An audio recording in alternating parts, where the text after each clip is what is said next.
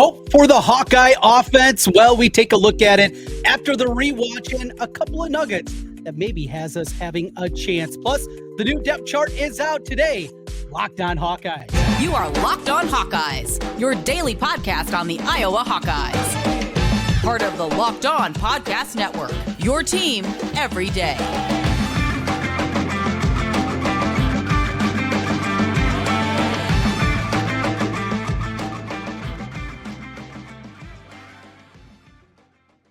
Hey, welcome in. I'm Trent Condon, and this is the Locked On Hawkeyes podcast. Thanks for making Locked On Hawkeyes your first listen every day. We're available wherever you get podcasts. You can also find us on YouTube. While you're there, make sure you hit that subscribe button. It helps us get in front of more Hawkeye fans. Today's episode of the Locked On Hawkeyes podcast is brought to you by FanDuel. FanDuel Sportsbook, the official sportsbook of Locked On, make every moment more. And right now, new customers, you can bet $5 and get $200 in bonus bets guaranteed. Visit FanDuel.com/LockedOn to get started. Well, it was time for a rewatch after the late night recap episode on Saturday evening. If you caught that one, you can go back, always in the archives every day, or as you were with us, and you know, we went back and looked at it, some raw emotional feelings. And normally when you watch the game a second time through, a few other things start to bounce up. Now, also to be completely honest, during the game, it was just so dang boring there in the third quarter. I was just playing that boa constrictor right there, up 17-3, then 20-3. You think they're going to cruise into the victory and it's going to be easy sailing from there. That's not the case as it turned out. 2013, the final in this one. But during the third quarter, Coco Gauff, I'm not a big tennis fan, but she was playing for the U.S. Open title, and I was just excited for the game to go to commercial so I could flip over there and watch it a little bit. I mean, that's just how boring it was. We know this song and dance. We know exactly the way that it's going to go, what Kirk Ferretz's teams want to do and the way that they're going to play this one. But ultimately, Iowa gets it done, and the rewatch, I think, added a little thing. So a couple of nuggets that I needed to mention and some things that popped out. And the biggest question is this offense. Can this Iowa offense, how much better can it be? We saw the good things. Of course, the big run on the counter play on 3rd and short, leading to the Jazion Patterson big run for 59 yards. That was great. Play action, another short yardage situation where Luke Lachey got behind Bo Freyler, who's a really good safety for Iowa State, got by him for the first down. Those were a couple of big moments in the football game. And Iowa has had so many issues on those 3rd and 4th and shorts outside of when they sneak the football. It has been just such a difficult thing.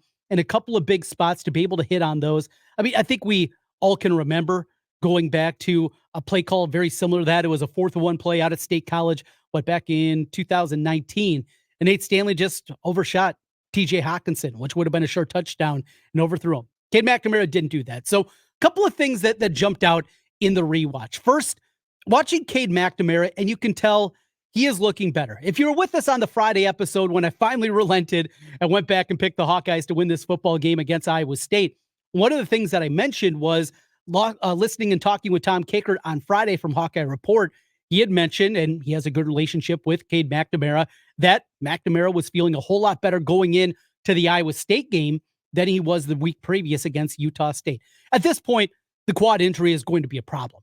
I don't know if this is going to be something that is going to be a conversation piece throughout the whole course of the year, but it is good news. After looking like he tweaked that quad against Utah State, yet he went through all the rehab, all the rest, everything that he does leading into the Iowa State game, and he was feeling better going into that. You hope that this is something that we can see the full complement, because Iowa's still very limited in what they do offensively, with the inability not just to do the quarterback sneak. And we can joke about it, and there's been great moments of quarterback sneaks. Yeah, it's Iowa football, and that's what we have to get excited about offensively at times. But another huge part of the Iowa playbook is what they do in the play action game. And when we talk about the Pro Football Focus numbers, and we'll get into those here in just a little bit, one of the numbers that popped out is they break things down, facing pressure, clean pocket, but off of play action. Well, off of play action, Cade McNamara was 4 of 6 for 65 yards. Not a ton of it. And I think also a piece. I mean, you think of working under center and pushing off with that quad injury. It's just something I'm sure he's not still completely comfortable with because of the health.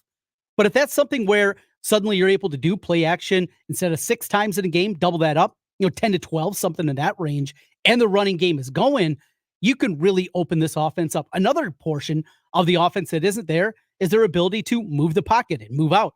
A year ago, Iowa, in fact, moved the pocket with one of the most unathletic quarterbacks in college football history in Spencer Petras, and they moved the pocket around a ton. Now, a huge part of that also was the ineptitude of the offensive line, and they had to do that to give them any kind of shot. Well, now you have a guy that can move around at least a little bit. Cade McNamara is not a great runner. That's not a part of his game, but he has mobility. But watching the game and watching his play, what he was able to do, just moving a little bit, moving that pocket. If you saw the play where Jase Patterson made one of the most ridiculous blocks you'll see for a running back, is he slowed down two different guys coming off the edge. What his blitz pickup was going to be, was it just a single guy coming from the outside, whatever it is, there were two guys that were chugging after McNamara and two guys that were going to get to McNamara. And Patterson knocked them both off stride. I mean, that's ridiculous for any running back to do, and certainly for a redshirt freshman. We talk about the big gain. We talk about the touchdown for Patterson. That blitz pickup said a ton. But not only that, but also on that play, you saw Cade McNamara, his ability to backpedal when the pressure was coming, to still be comfortable enough and then to deliver a strike and get that one. That was absolutely huge for Iowa to get that done. Patterson, credit for him, slowing down two guys. Credit to Cade McNamara, too. His ability to backpedal and then still deliver a throw as he was backpedaling back towards the left hash, threw it back all the way to the other side of the right hash, found a tight end for a first down. Just a huge play, and it gives you hope that this thing can get better. Mention how much better can the running game get. We're concerned 2 games in. Iowa State, though, that's a great defensive team. And it's something I talked about a lot last week. John Haycock, the dude is really good. We got our own great one in Phil Parker, and John Haycock is right there with the who's who of defensive coordinators in college football. The guy's elite, and Iowa still was able to find a little bit. Those counter plays that we saw that were effective against Iowa State. Can this be a bigger part now of the offense going forward? I think that's going to be a huge piece of what it is. Look, you look at the overall numbers, they're not pretty, right? I mean, you're again under 300 yards of total offense. You add everything up, but it's also gameplay, the way this game played out. Look, if Iowa doesn't get the pick six, and it's a 10-0 game or 10-3 game going into the second half, I think you're going to see more out of the team. But this is just what Iowa does. You can't just look at them raw numbers-wise and say, well, the offense is still broken. Go back and watch the first 2 games from a year ago. Do it.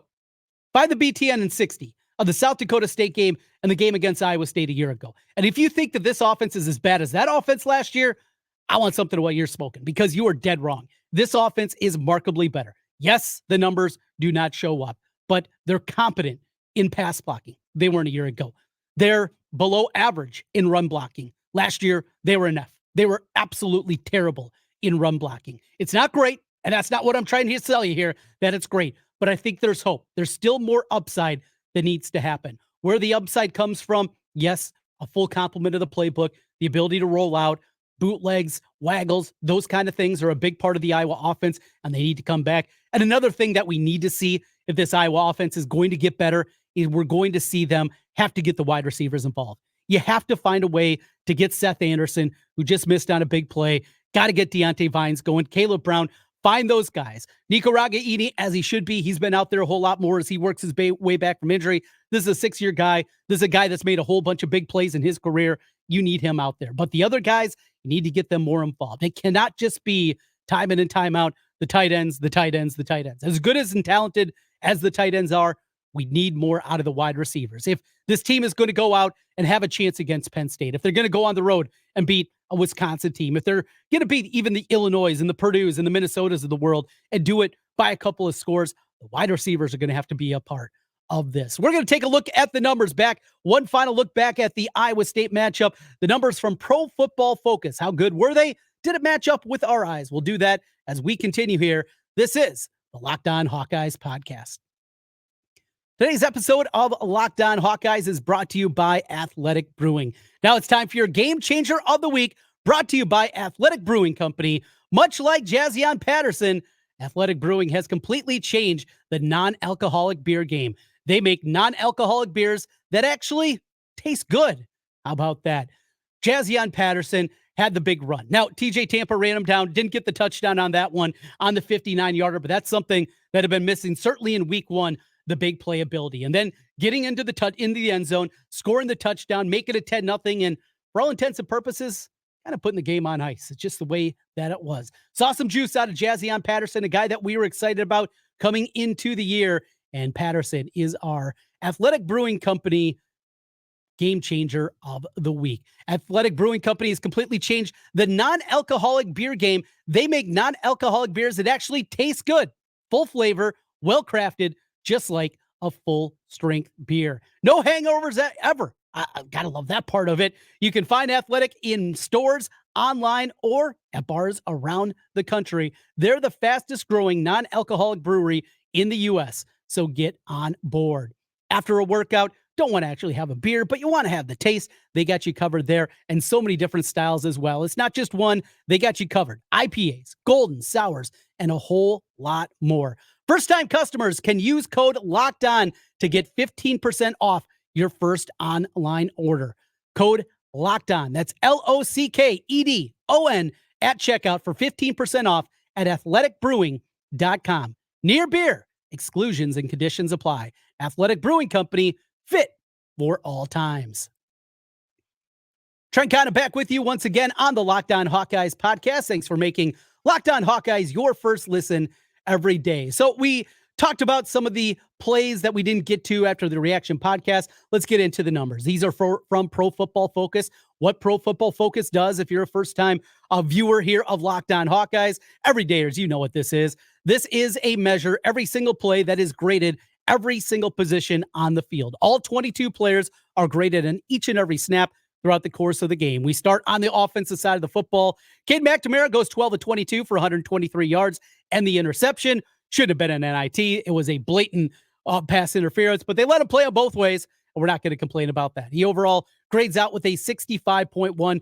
Some numbers. I mentioned earlier the play action number, 4 of 6 for 65 yards. Without play action, 8 of 17 for 58 yards. When he was blitzed 2 of 6 for 38 yards, not blitzed 10 of 17, easy for me to say, for 85 yards. So those are the numbers for McNamara. Mentioned those play action numbers, though. They're going to be a big one. Jase Patterson, he was the top-rated running back. He grades out with a 68.6. Caleb Johnson at the bottom, 1.9 yards per carry, and he was a 56.9 on their grading scale. That is not very good. Patterson only graded out as a 64.2 pass blocker in the game, but of course had the big one that we mentioned a little bit earlier. We get into the receivers, the tight ends, and the wide receivers. It was Luke Lachey that grades out at the top. No surprise after his big performance. 3 catches for 58 yards from the tight ends overall, 6 receptions from the tight ends, and just 4 receptions out of the wide receiver. Deontay Vines and Seth Anderson both grade out with a 61 grading. Caden Wedgen and his limited reps at a 58. Eric All, a 57.6. And we move down the list. At the bottom of the list was Caleb Brown with a 54.6 in his limited. And then we get to the offensive line. Not a great day. And in fact, according to Pro Football Focus, pretty poor one. Jennings Dunker was the only player on the offensive line that graded out at a 60 or above, and he was right at a 60, and that's considered average. Connor Colby, who I thought had a really good game, had a couple of key blocks, including on both the big runs from Jase Patterson. He was a 58.7. Nick DeYoung right behind him at 58.4. Rusty Feth, a 56.3. Saw some struggles out of him. Low grade for Mason Richmond, the left tackle, at a 56, and a 52 for Logan Jones, the center. A step back from both of those guys from what we saw a week previous along the offensive line. Overall, not great, and that's what you'd anticipate when you don't put a whole lot on the board. Over on the defensive side of the football, though, we got some good numbers over here, including 4 defensive linemen that grade out over a 70. That is all considered certainly above average. At the top, Ethan Herkett, who made the big play, the Xavier product that clinched the football game on the stop on 4th down and a yard, a loss on the play, as he was able to get Katavius Norton for a loss on that one. He grades out with a 75. Joe Evans, a 74. Logan Lee, 73.8. And Aaron Graves at a 72. A little bit lower, Deontay Craig, of course, has the only sack of the season for this defensive line in game 1. Need to get more there. Y.A. Black, he's an average 61.8.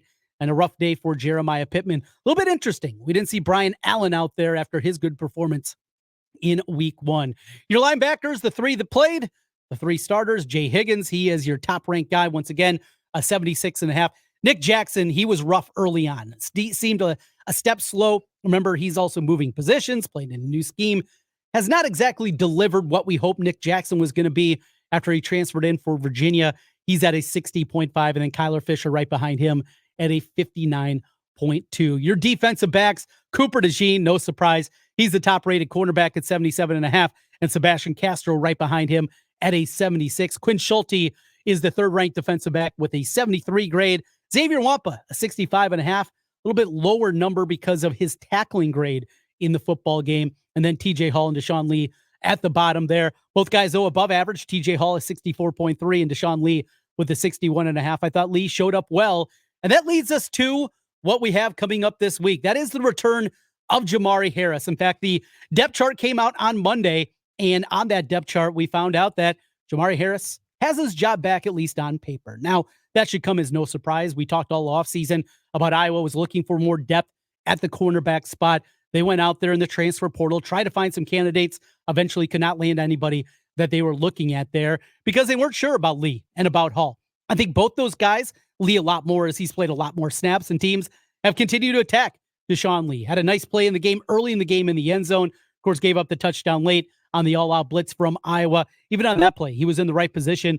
I think Deshaun Lee is going to be just fine. And TJ Hall, he's been out there doing some good things also as he's been in that number 3 role. He'll probably swing down to the number 4, Lee at number 3, and we'll see Jamari Harris, who we haven't seen, well, in a year and a half? You got to go back to the 2021 Citrus Bowl from the last time that we saw him. Outside of that, not a whole lot of change. I'll mention these numbers too. We went through the offense and the offensive line. Just 6 offensive linemen saw snaps for Iowa in the football game as they tightened up that rotation a little bit more.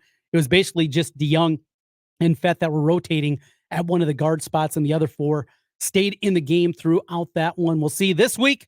Well, this will be an opportunity certainly to get things righted and to get a little bit more. What do we want to see this week from the Hawkeyes as they take on a Western Michigan team? How bad is Western Michigan? We'll talk about that and what the Hawks have a chance to do in this one. We'll do that as we continue Locked On Hawkeyes. Today's episode is brought to you by FanDuel. Get ready for the NFL season with incredible offers from FanDuel, America's #1 sportsbook. We got Monday Night Football tonight and another opportunity for you. You new customers, you can bet just $5. You're going to get $200 in bonus bets guaranteed. Plus, all customers who bet $5 are going to get $100 off NFL Sunday Ticket from YouTube and YouTube TV. Now, the best time to join FanDuel. The app is super easy to use. You can bet anything, spreads, player props, and a whole lot more. You got something you like tonight? I'm on the Bill side of things, whatever you like. Already looking forward to the Iowa game against Western Michigan. They are over a 4-touchdown favorite against the Mustangs. What you want to do right now, visit FanDuel.com/lockedon, and you're going to kick off the NFL season with that great offer you don't want to miss. FanDuel, official partner of the NFL. Trent Condon back with you one final time on the Locked On Hawkeyes podcast. As always, thanks for making Locked On Hawkeyes your first listen every day. Remember, coming up on Fridays, college football season continues each and every week with Locked On College Football Kickoff Live. Each Friday, Locked On's going to go live from 10 to noon Central Time on every Locked On College YouTube channel, including right here with Locked On Hawkeyes. College Football Kickoff Live will cover everything going on. The big rivalry games, well, a week slate of games here in week 3, playoff implications, and go in depth like only Locked On can, including insight and analysis from our stable of Locked On College hosts covering their team every day. Find Locked On College Football Kickoff Live every Friday from 10 a.m. until noon on any Locked On College YouTube channel. You won't want to miss this. Rolling through here and talking about what's up next. This is a chance to be a laugher. This is going to be the time. If we truly believe Iowa's going to be ready for Penn State. Look, I drank a lot of Kool-Aid, black and gold Kool-Aid throughout the course of the summer. And I truly believe that Iowa was going to have a shot against this Penn State team coming up in week 4. Well, this is the week now. All the kinks need to be ironed out. And we need to see, as I mentioned a little bit earlier, the wide receivers get involved. We need to see that lockdown defense get to the quarterback a little bit more. We need to have everything clicking and grooving and ready to go because Penn State, they're ready.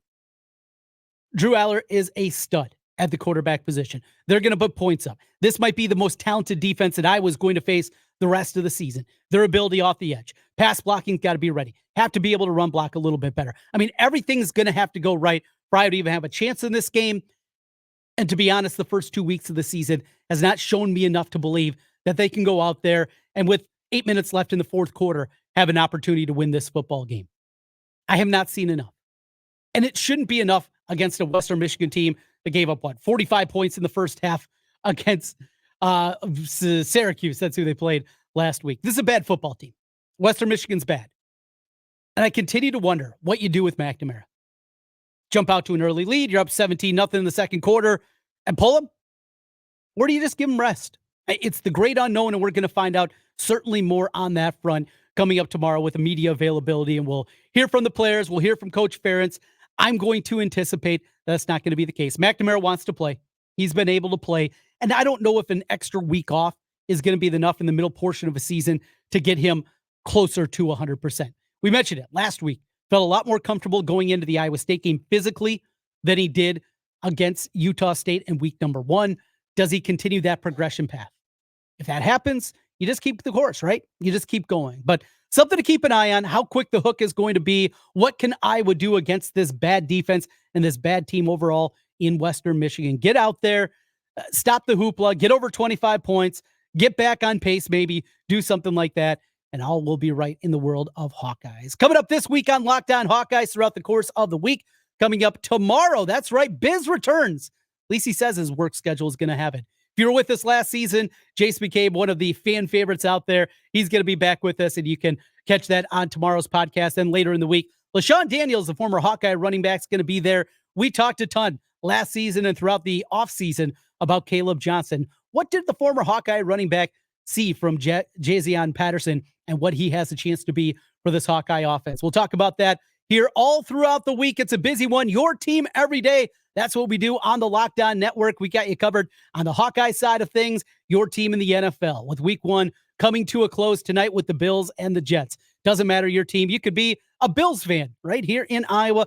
We have you covered. NBA, MLB, NHL, your team every day on the Locked On Network. We will talk to you again tomorrow, and fingers crossed, Jase will be with us. We'll talk to you then. Go Hawks.